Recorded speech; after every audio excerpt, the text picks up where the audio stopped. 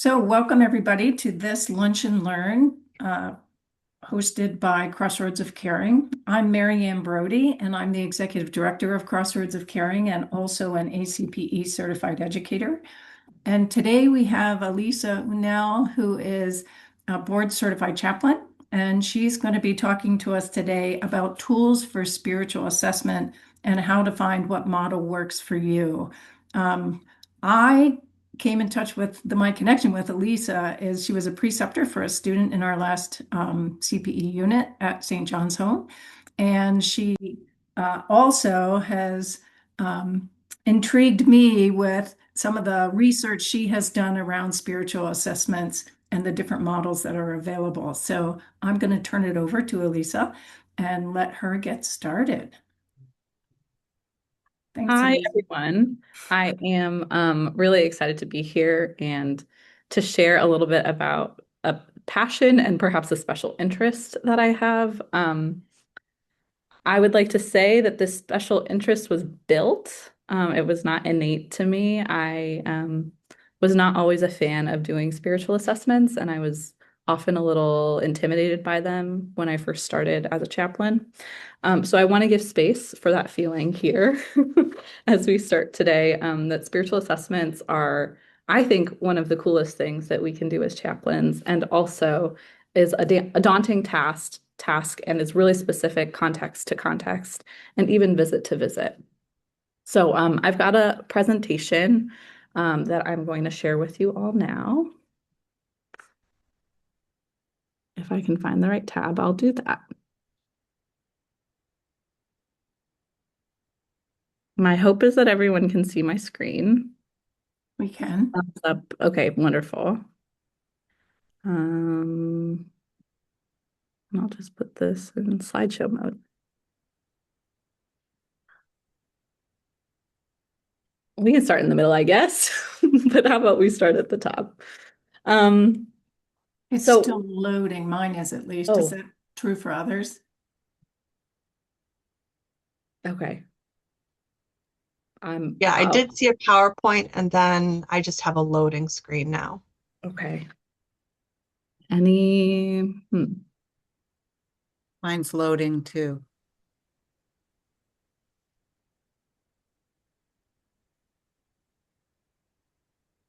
I'm,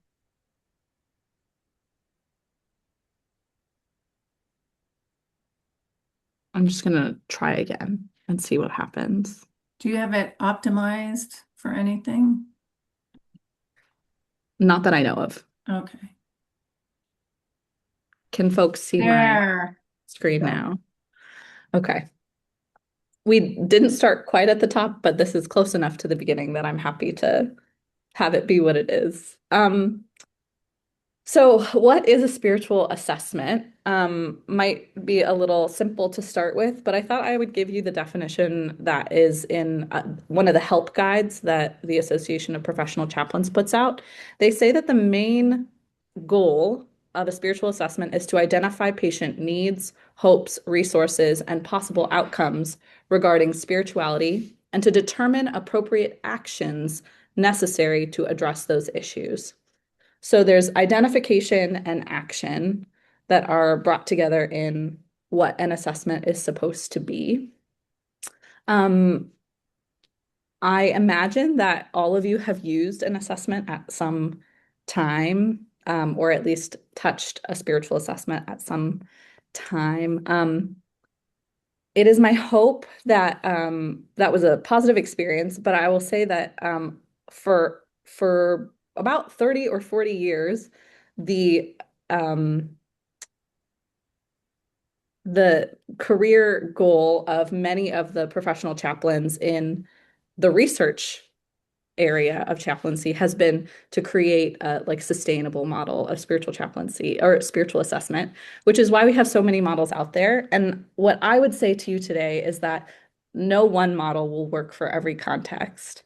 And the models that are helpful in healthcare settings are different in acute care hospital settings versus long-term care, nursing care facility settings versus hospice settings.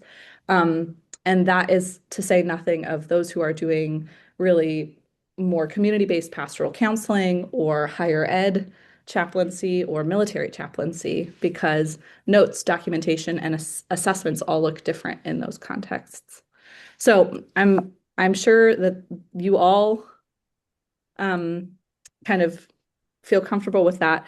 I will say I wanted to give a brief history, not history, but a brief overview of what a spiritual screening is versus a spiritual history versus what is a spiritual assessment. So,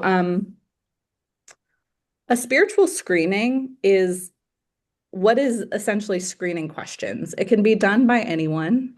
Um, I think of them as like patient intake questions because I'm in a healthcare setting, but these are often the questions that patients get asked by a nurse when they first come into the hospital. Things like, would you like to see a chaplain?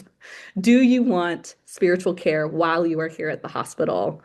Um, Sometimes I've seen hospitals ask, is spirituality important to you?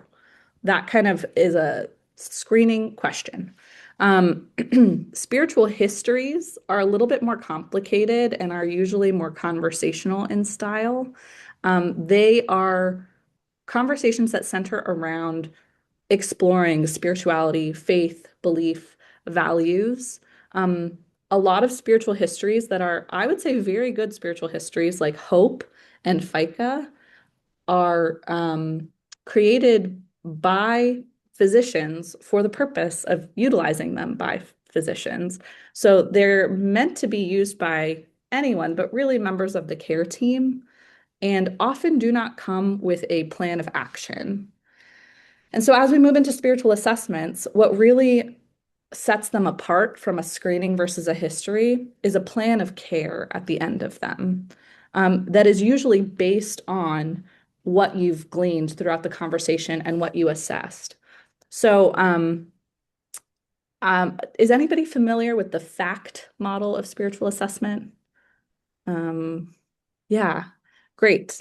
The FACT model of spiritual assessment is funny enough a spiritual history taking that was turned into an assessment model with that T treatment plan at the end. We'll talk about it a little bit in a moment. Um, but that is kind of that was the basis of how spiritual assessments kind of got off the ground, is they were taking histories, they were taking the information and the data that they could glean about someone's spiritual life and trying to say what interventions would a clergy person or a chaplain put into effect to be effectual to meet the needs that were seen. All right, so chaplains and assessing. This is something that I really want to say to chaplains. Chaplains are already always doing the work of assessing during their visits all the time. Um, it's easy to confuse chaplaincy assessment or spiritual assessment with a model of assessment or a charting of an assessment or what the end result is in a note. But the assessment is already being done every time you walk into a room for a visit, or you receive someone into your office, or you're chatting with a staff member or a family member in the hallway.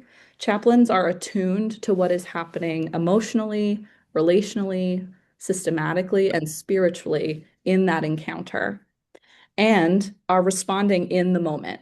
They are providing intervention in the moment as they are assessing those things.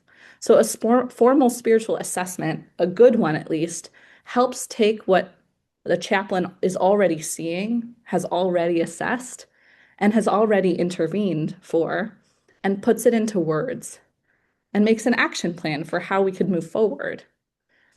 It makes it easier to translate for other folks who might not be as familiar with our work or not be as attuned to what we're seeing in the room at the time. How does that land with folks that like you're already making assessments and interventions while you're doing your work?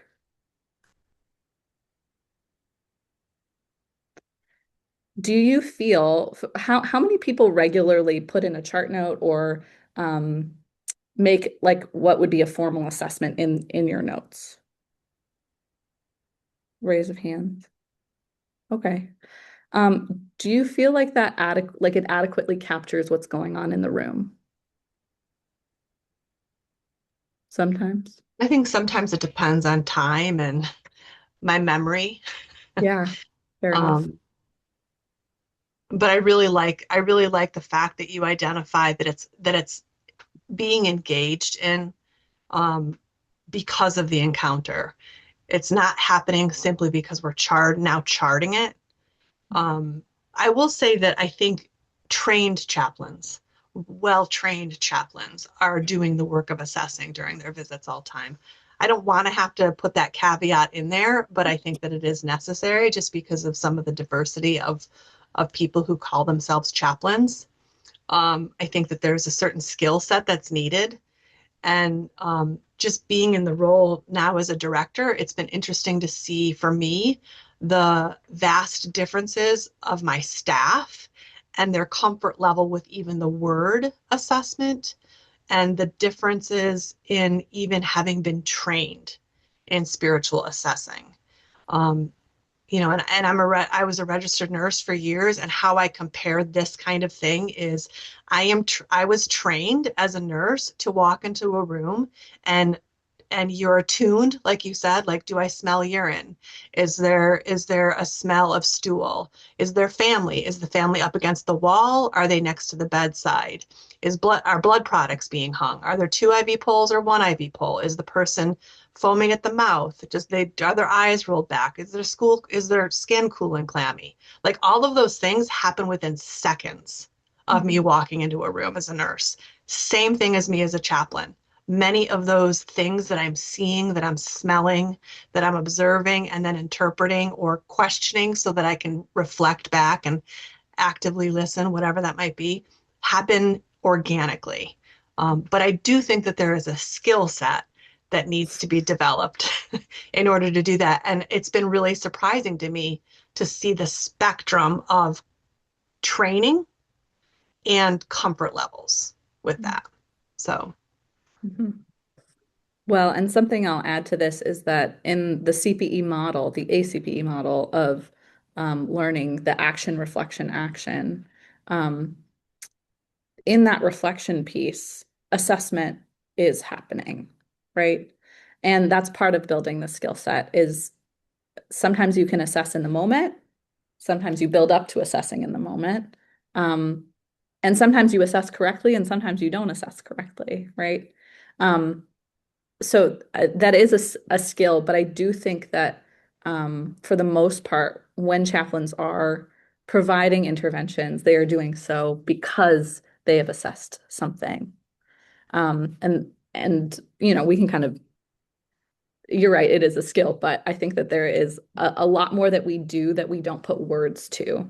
And Mhm. formal assessment tools help give us words for what's already happening in our brains and in our bodies and in our spirits. I think that's Um, true, Alisa. Can I jump in? yeah, of course. Okay, I was just thinking that when I am working with students, one of the things that's probably the most difficult is for them to pick out what is pertinent information.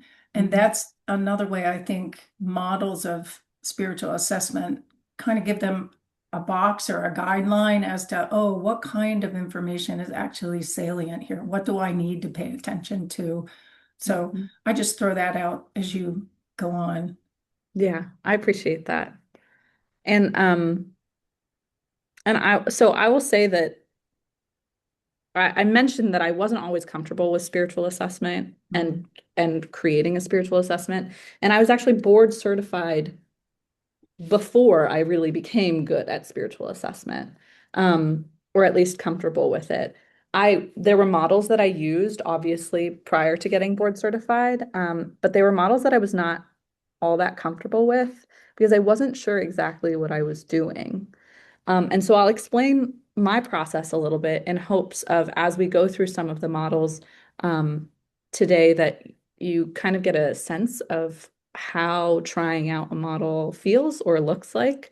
Um, I found myself really lacking in feeling confident, making recommendations, not just to the rest of the spiritual care team, but making recommendations in interdisciplinary team meetings and um, in relation to patient care specifically. Um, and so I thought, oh, who knows best but the experts who have tried this out over and over and over again? Let me see what they have to say. So I did a literary review of spiritual assessment models. And what I decided was that I needed to practice using them and to see whether or not I felt like my chaplaincy could be captured in a model. Um, so there were a lot of models that I read through. We're going to go through some of them today that I really liked when I read them. But as I tried to use them, they didn't quite capture what was going on. They didn't capture maybe the the hope or the goodness that I felt, or they didn't capture the distress fully of what was going on in the room, or they didn't capture my intervention fully or have space for that entirely. So my hope today is that as we run through some of these models, you might, in your mind, bring to mind a patient, a congregant, a interaction, or a person that you felt you had a really rich spiritual care relationship with or visit with. Something that kind of had a lot to it where it felt like there was really something happening. It felt like you were able to provide good spiritual care, whether or not you have words for why it was good or how it was good. I'd like you to bring to mind someone or some like a visit or a series of visits um, that you can think about as we move through these models, because I think that is the most helpful way to find out how models work and whether or not they work for you is by practicing using them with visits that are really, really robust and rich. That's usually where it is most helpful, but also with visits that are a little less complicated too. Sometimes spiritual care assessments are more than what we need. Um, so I'll run through some of these pretty quickly. Fact, we said that we had a little experience on this call with the FACT, FACT. This is a spiritual history that was turned into an assessment, or that has been used as an assessment. The categories are in the acronym, which we love to do here in spiritual care. There are a lot of assessment models that use their acronym so that they're easy to remember. So FACT uses the three history taking categories of faith, um, active or activity, coping, and then the last one is treatment and plan. That's kind of um, the plan of care portion. So in faith, you explore things like what is their spiritual or religious identity? How do they understand themselves? What gives meaning or purpose to their lives? Active availability or accessibility, applicability is how does that spiritual or religious activity in their life look? So based on what their spiritual religious identity is, what are like the practical rituals or practices? What are the ways that that gets lived out? And is that accessible to them at this time?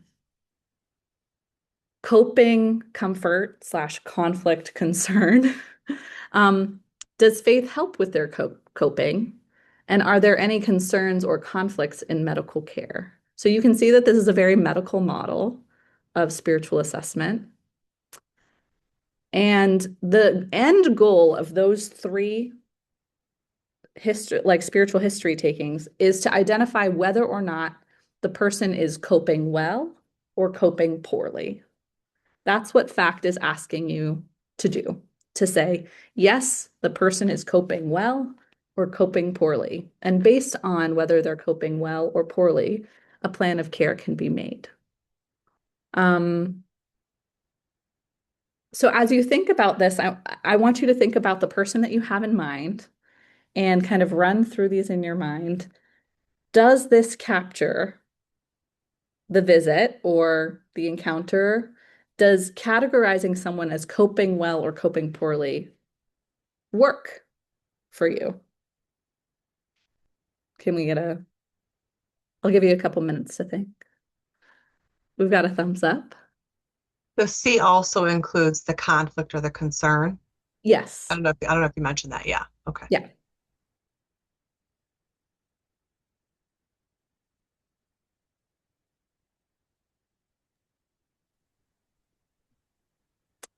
So yeah, Coping go is, ahead, Marianne. it feels very limiting to me, that word coping. Hmm. Um, and it feels very hospital based. I guess, so I'm struggling with, Mm. Yeah. Yeah.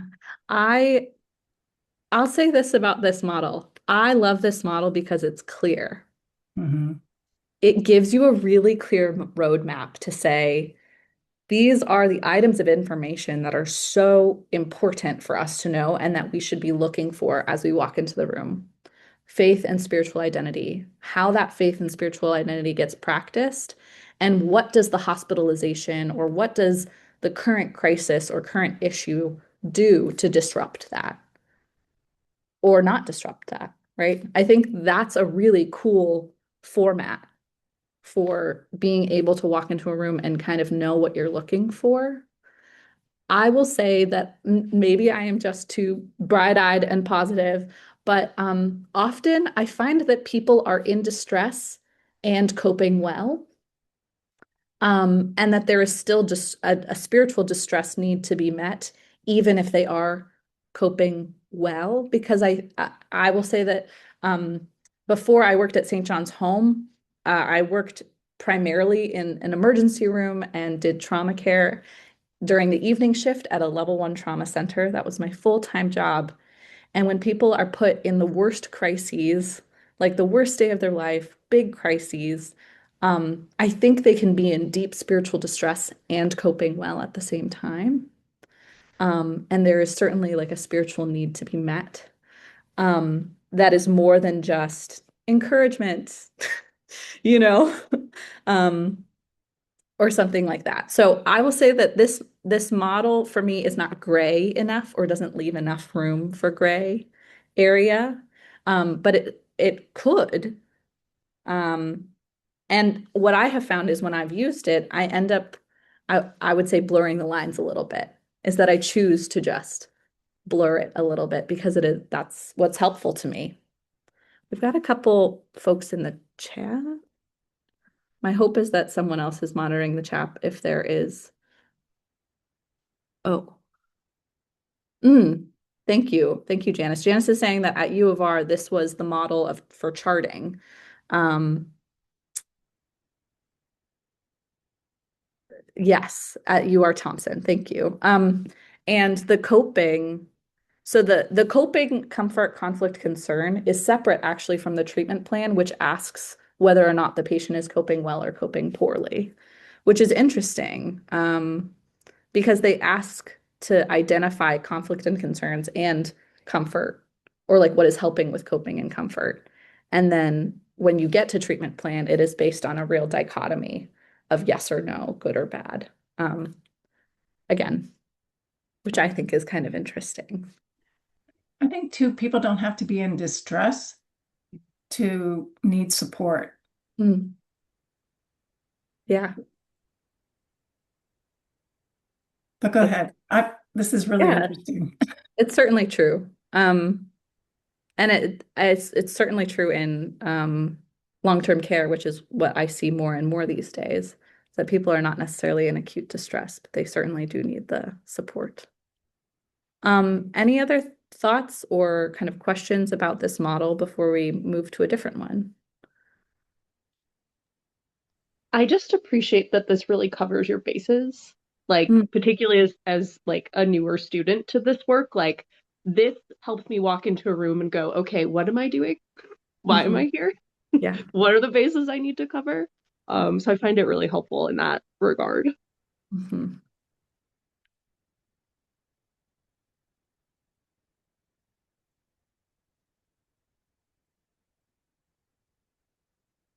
All right, we're going to move to another model that has really great structure. Um, if, oh, Um, I actually would like to pull up the link to the chart that is in the spiritual aim. That was so impactful to me when I first saw it, so I'm going to attempt to do that. Um, see if I can. Nope.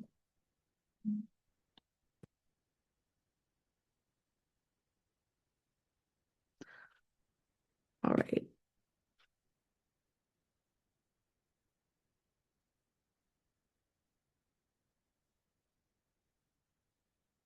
Are y'all able to see this window? There's a table. Can you make it a little bigger?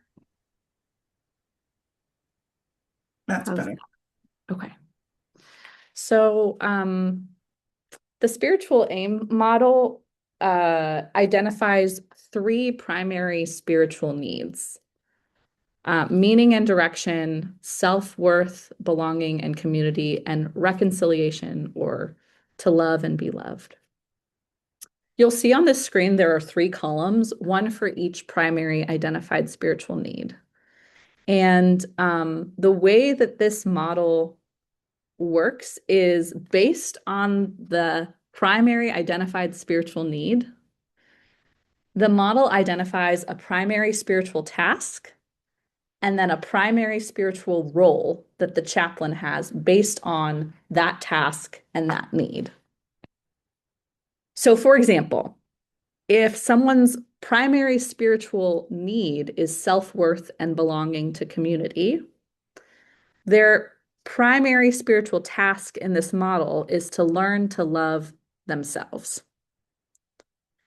And the assessment of this, the observation that this model gives us is that maybe the patient will show an appreciation for social support and an opportunity to tell their story, but will refuse to do any complaining or will refuse to blame a circumstance or blame a person that is not themselves, that they'll take the entire blame of the situation they're in onto themselves in a way that feels unhealthy or perhaps doesn't ring true. Perhaps you'll like hear some resentment in it while they're speaking, like an unspoken resentment. So based on that, this model says that the role of the chaplain would be to be an embodiment of a valuer, someone who offers value and worth to that person, and a place where they can find some community, some connection to others, connection to the world around them.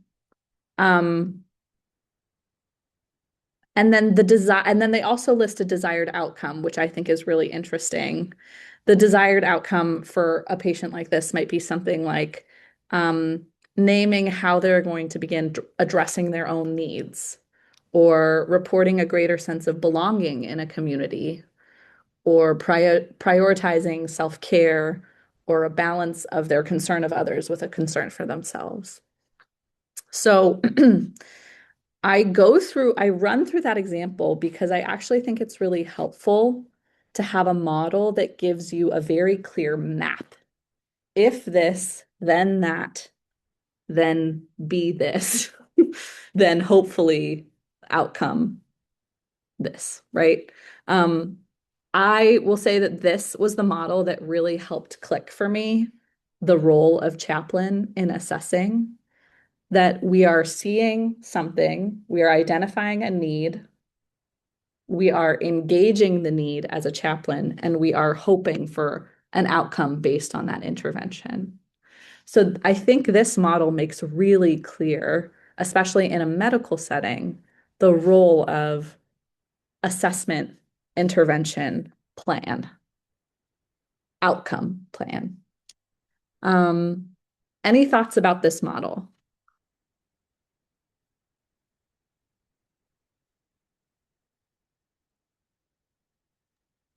I'd like to think that everything is that cut and dry, Yeah. but I find that things are often in two categories, or and as wonderful as the chart is, especially for people at the beginning, I think it's overwhelming. Mm. But I love that whole, like you said, assessment, need, uh, intervention, outcome plan. You know, that's really nice. Mhm.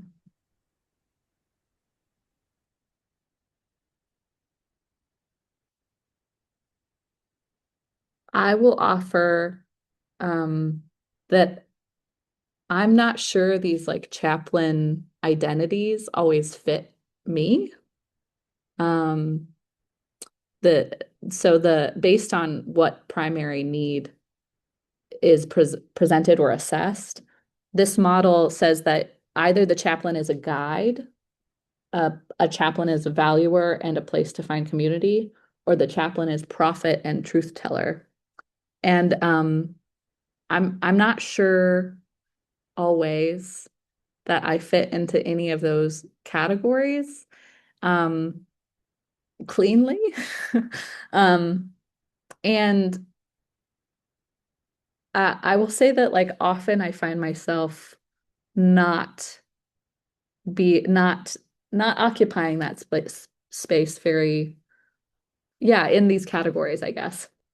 But I still do believe that I provide really excellent spiritual care. So that was kind of the sticking point for me in this model is feeling like I'm able to provide really good care when I assess these needs in these categories, but I'm not sure I'm doing it exactly in the way that this model says. Um,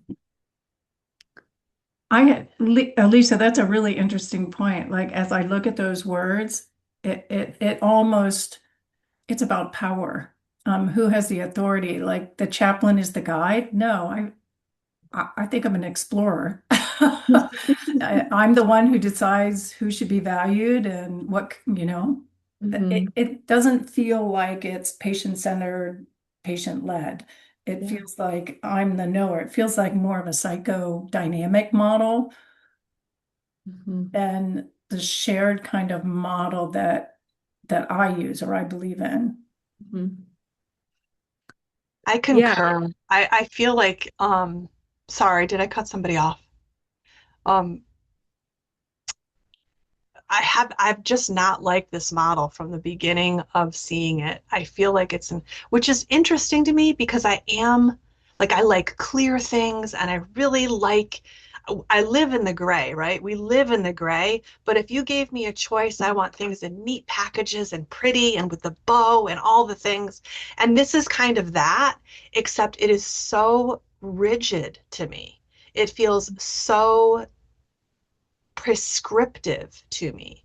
Mhm. And I think maybe because I live in the gray in my work, that's why this just doesn't feel it doesn't it stresses me out. Like when I read some of these things and next step and how it and it also feels part of that power dynamic really bossy. Mm. Um, and I'm just not comfortable with it. That being said, seeing this today, I really like some of the words and the taxonomy that it gives to, like, Mm. it gives us some nice um, ways to explain some of what I might do in a room without necessarily pegging it as part of a prescriptive approach. So I Mm. may print something like this out and just look at it as part of what the intervention that I did, not necessarily assigning it to the reason and then the title guide and just looking at some of the explanations as what I do already. So this is a hard one for me. Spiritual aim is a hard one for me. Mhm. I do want to tell, so when I was first investigating spiritual assessment models, this was the model I landed on because it felt so, I don't want to say safe, but clear to me. And when I first read it, I was like, yes, this is what I've been looking for. I can follow it. Wonderful. And I had an experience where I couldn't fit it. And I kind of want to tell you all the experience so you get a sense to it because there are so many things about this model that I do like, but every time I tried to make it fit, it just didn't quite fit right. Um, I responded to an emergency in the pediatric hospital at the hospital I was working at.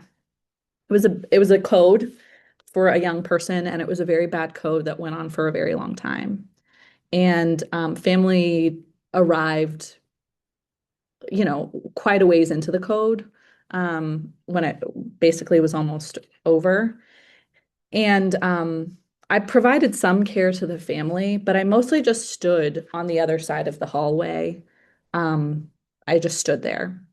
And that is often what happens for chaplains when they're in the midst of an emergency. But I followed up with some staff members that I was really close to who were on the Code Blue team.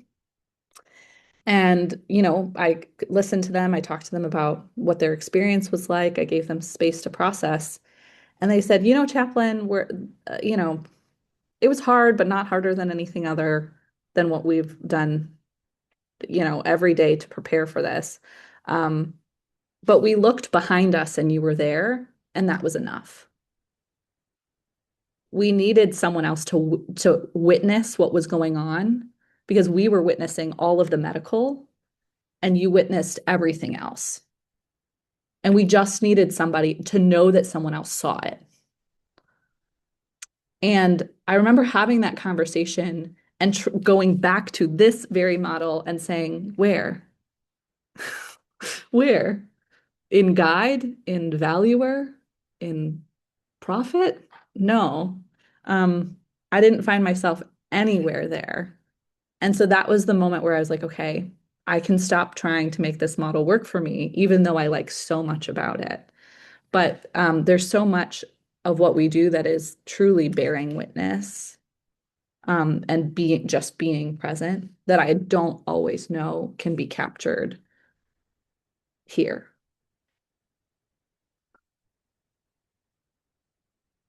Any further thoughts before we move on to a different model?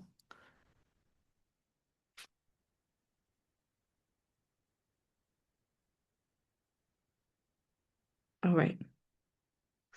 If I can get back to my other screen. I wish I were a little more tech savvy, folks.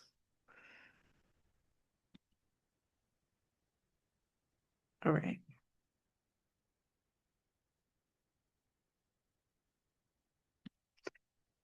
Um, are y'all seeing this PowerPoint now? Okay, wonderful. So the last one that I'll go through in depth is called the SKY framework. This one is relatively new. I want to say it's about 5 years old or 6 years old. SKY stands for Spiritual Care, Assessment, and Intervention. It's been used in, I think, 2 separate research or maybe 3 separate research studies now. And it was initially implemented as a model for providing care for family members and caregivers of folks in acute care in the ICU. So it was actually not necessarily for patients, but in the world of COVID, when everyone was intubated, it was used primarily for caregivers. The questions are so it's a form that is split into 4 different categories. Questions are asked, and then interventions and plans are given at the end. The dimensions of spirituality that it addresses are meaning and purpose, relationships, transcendence and peace, and self-worth and identity. So what I'm actually going to do is pull up the form so you can look at it because the questions are, I find them to be very helpful. I don't always use them as they are, but I find them to be lovely. So you can see this is the form that they gave their chaplains. They said you have to ask at least one question or address something from each category of these spiritual dimensions, each of these spiritual dimensions. You can follow up. You can say, tell me more about that, or could you explain that to me? And they, like a lot of the chaplains who did this who were part of these research studies carried these forms with them, which is entirely nerve-wracking to me. It would be so odd for me to walk into a room with a checklist. Um, but that's just like personal awkwardness. Um, so I wanted to give a little space to like look at what these questions address in each category. In dimension one, these like values, beliefs, meaning, and purpose. I love some of these questions. What happens when you feel helpless? What is the most powerful or important thing in your life? Tell me what this hospitalization or this illness has been like for you. What gives your life meaning or purpose right now? I really like these questions. I think they're questions we end up asking anyway. But I also like for me, it was permission giving to just ask the question as it is. So much of my CPE training taught me to like conversationally try and get to that eventually. And I found that when I was trying out this model, trying out some of these questions yielded real beautiful conversation. I was really surprised and grateful for the ways that people were willing to be honest with me when I just asked the direct question about what they were experiencing. Um, I think it can build a lot of trust to do that. The second category, relationships. So this is connection to community, faith, others, and the divine. Do you have support from your faith community? Who is your go-to person? I love that question. And I love how people answer when they're asked that. Do you feel lonely? Do you have support outside of your family? Are you in is there anybody that you're in conflict with? Often those things will come up anyway, but I like the clarity around these. Category three, or dimension three, transcendence and peace. These are questions like, how do you experience peace? Questions about how can I be praying for you, if that's part of the spiritual practice that you're engaged in. How have you found balance in this situation? Can you describe a time when you've experienced peace? And then self-worth and identity. What is weighing on you most right now? Are you able to take care of yourself? Do you feel valued? Are there times that you feel like you have to choose someone else over yourself? So those are the questions in each of the dimensions. The form gives a place for your assessment, to write your assessment and how you responded, so your interventions. And then it also has this checklist of interventions. Did you help with advanced care planning? Non-anxious attending. I kind of like that phrase. Naming behaviors that are beneficial or healthy. And then outcomes. And the outcomes are categorized by each dimension. So even though the interventions are not categorized by dimension, each dimension has desired outcomes related to them. So for meaning and purpose, expressing clarity about meaning and purpose, articulating how beliefs and values influence their current situation, identifying spiritual strengths. Relationships, things like identifying supportive relationships, engaging in reconciliation or expressing forgiveness, acknowledging lack of support or loneliness. Transcendence and peace has outcomes related to connection with the divine or acceptance in terms of loss and grief, increased ability to practice faith or spiritual ritual and practice. And then self-worth and identity has outcomes related to balancing self-care, forgiveness of oneself, acceptance of current ability or disability, demonstrating awareness.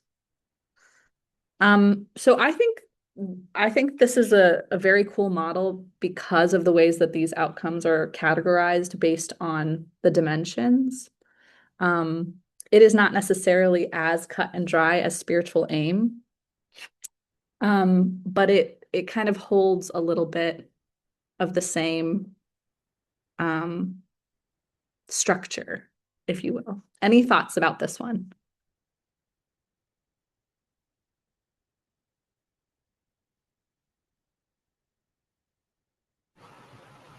I'm so curious about what this felt like when you were trying it out. Um, like you said, you carried the form with you. Did you Yeah, use it like I during the visit? I did, and it was Okay. nerve-wracking to me at first. It's still not my preferred form of spiritual care, is to hold a form with me.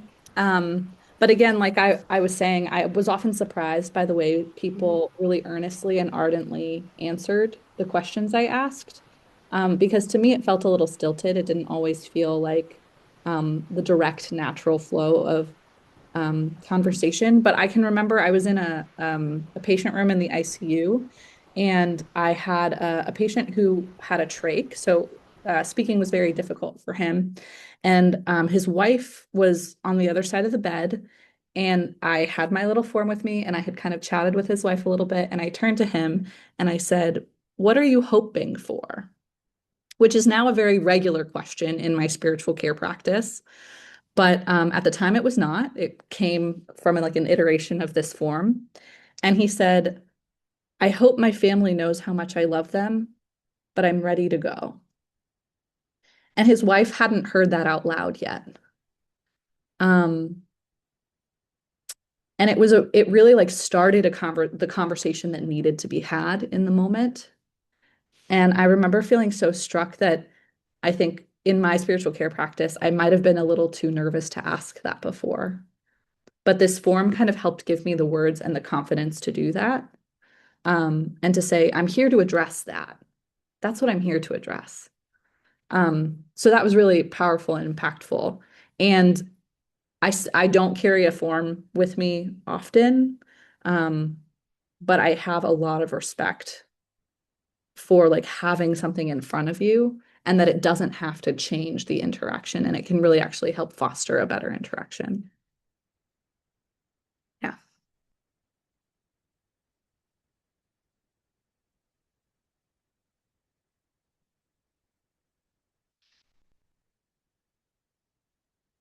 Well, I want to be very respectful of our time.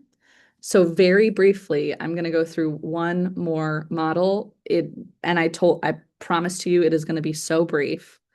Um, I feel like I had to, if I was going to talk about spiritual assessment models, I had to talk about George Fitchett's 7x7 model. Are you all able to see my screen? Maybe not.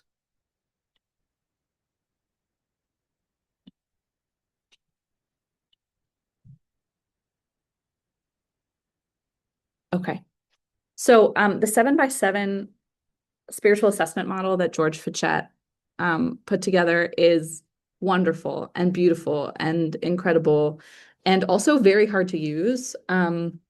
This was, I think, the second model that I tried out, and God bless that um, that I was really able to keep going after this because it was very difficult. What he did with this model is he took what is called a holistic assessment and he added onto it a spiritual assessment, each with 7 categories. So the holistic assessment is on the left-hand side, and it has 7 categories to it. It's a lot of data gathering. And then at the end, you'll see that there's a spiritual dimension. And it's like the spiritual assessment kind of expands on that with another 7 sections of assessment. This is a very, I think, comprehensive and incredible model. It doesn't entirely come with a plan of care necessarily attached to it. So that is something where I think our field has grown a little bit since this model was put forth. Um, this is great for a case study. or bringing this to a presentation or rounds or something like that. Like, and when I say rounds, I mean like grand spiritual care ground rounds. Um, it is a very cool model, and I think it really asks you to think deeply about all of the different elements that make up and influences someone's spiritual experience of the world. Things like family systems, psychosocial dimensions, vocation and obligations, courage, emotions, ritual, and practice. There's so much there that is so rich. And also, if you had more than one visit in a day, I don't think you would be able to adequately give a 7 by 7 assessment to more than one person. And even so, I think sometimes it takes days to really comprehensively fill out a 7 by 7 assessment. So I just wanted to name it as like, this is a foundational and very important model. It is a cool model. It is comprehensive. I don't find it to be usable. That's just what I wanted to say about it. Do you think it could be used like for long-term care or palliative care, where you're going to have repeated visits with people where you want a comprehensive kind of assessment at the start? I've I never used it. I actually think it would be really great in a setting like higher ed or the military. I think it would be really great in those settings. The only reason why I think long-term care might not be the place for it is because I don't know a single hospice or long-term care chaplain that is not busting at the seams with their census. Um, I, Kaylee, thank you for your nods. I really appreciate that. But that the realities of like what caseload is for many folks, I don't think offers the time and space to do this with intention and care. Kaylee, in Catholic Health, do you still have to do a quarterly assessment of each of the patients in Yes, so long-term we do care? we do an initial assessment in the first 7 days, and then we do a quarterly assessment. And right now, we're only doing progress notes, like actual charting, if it's more of an in-depth visit or like Mhm. conflict or crisis right now. So they just want us to focus more on our visits and being with the residents. So we just have like the quarterly assessments and the initial assessments are what's required. Mhm. Hmm. Thanks.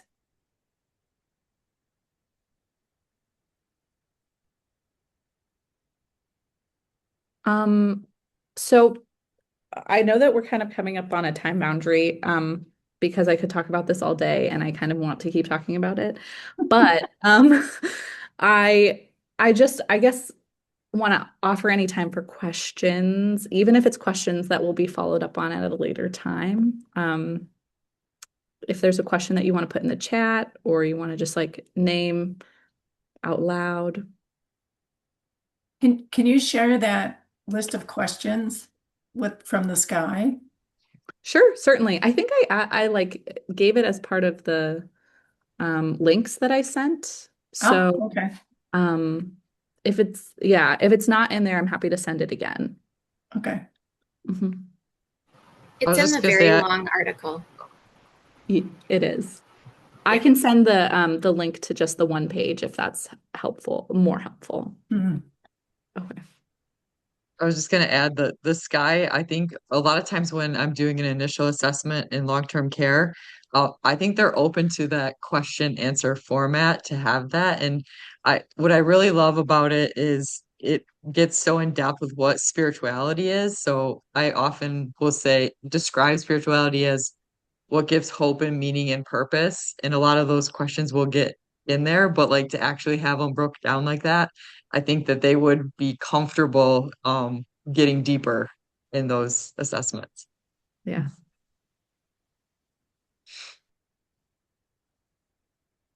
Thanks, Kaylee. If you find things that are really working for you over at Catholic Health, let me know. Because I'm fascinated by what's working in different long-term care settings.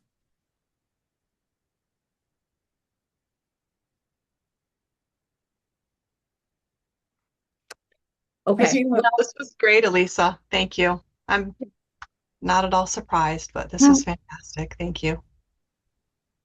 So I guess what I'd like to leave you all with is the hope that you would be willing to try a model, to try it on for size, to see how it fits or it doesn't fit, and to use it to best capture what I am very confident that is already happening, which is good spiritual care. There, people are doing just like really wonderful things in their visits. And my hope is that you'll find a model or you'll find a way to use a model that feels like it captures the really beautiful work that you're doing already.